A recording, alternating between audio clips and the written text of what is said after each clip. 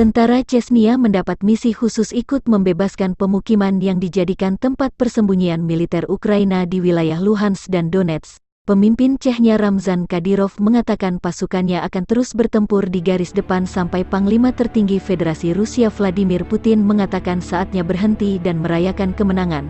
Kadyrov mengunggah rekaman pertempuran.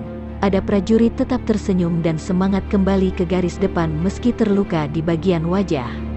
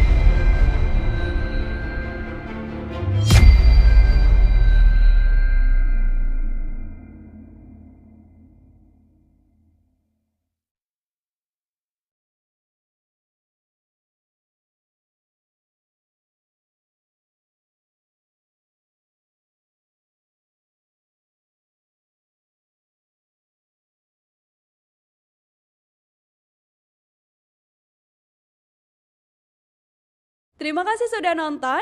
Jangan lupa like, subscribe, dan share ya.